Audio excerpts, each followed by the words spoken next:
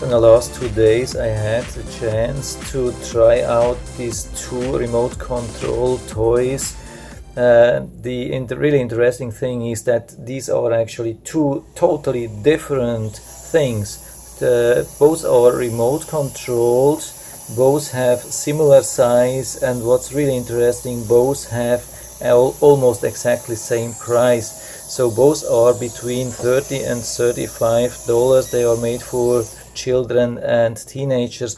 So what's my recommendation on that if you compare like a remote control car and a drone? I mean, it's not a normal car, it's a little bit a special thing, like 360 degrees rotatable stunt car and so on. It's not a normal car, but it's still something which we can use to compare, because it's really similar price, similar size. And the main difference, of course, is the age. Here we have a recommended age of 6+, and here we have a recommended age of 14+. Maybe you can see that here, they say. And I think, yeah, this is also based on my experience. That's the most important difference. I mean, this thing is really easy to use, it's easy to drive, it doesn't need a lot of instructions. Take it out of the box, charge it and use it. And I mean, drive time is about maybe 15 minutes here, maybe flight time is 7 minutes. The big difference, I mean, this comes with 2 batteries, but the problem is you have to recharge it for 3 to 4 hours till you can use it. So that's a little bit the problem. So you really need a lot of time, even when you have 2 batteries, and so you can use it only like every 2 hours for 15 minutes. Total different thing here. It needs about 10 to 15 minutes charge, and then you can fly for 7 minutes. So even though it has just 1 battery, it makes much more fun because you don't have so much wait time. But when we come like to driving, so this is definitely a lot easier. I mean, not much easier. It has also some kind of problems even when we have just 2 buttons here, more or less, like accelerate and back. We have just 2 options with these buttons. There's no left, right. You have to steer with accelerate and back.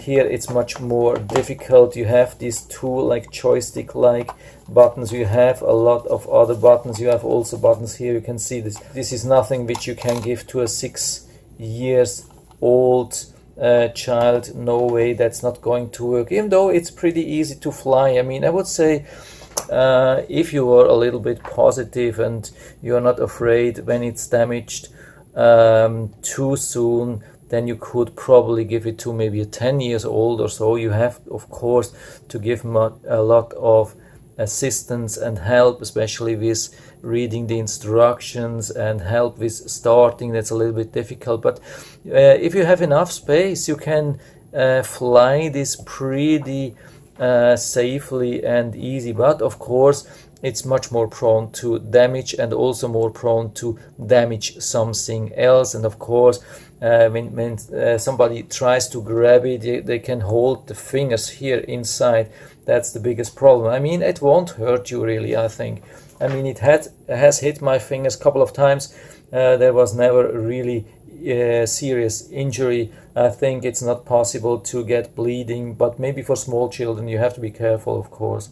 With this thing, total different thing. I mean, this stays on the ground the whole time, and the good thing is it is almost everywhere protected against impacts. No matter how you turn this, usually in 99% of all the cases, it will bump into whatever is in the way. It will bump into it with these really super soft tires, and that makes sure that neither the remote control car nor anything else will take any damage. That's the good thing. So it's almost impossible to cause any damage on the car or on something else if they use it like inside.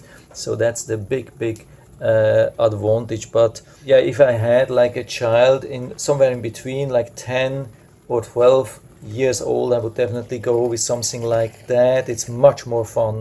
You have much more possibilities. It's much more fun. This is nice for really small children.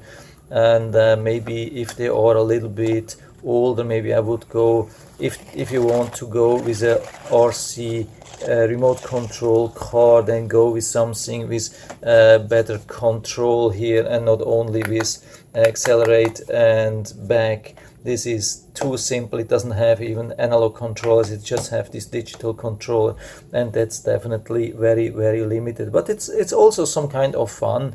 And if you want to have something really easy and stable and not causing damages, I mean, sometimes when you have to bring a toy to somebody, maybe it's not your child, and you want that they are super safe and not causing any kind of damage to whatever it is, inside, outside or so. This is pretty safe with these super soft tires.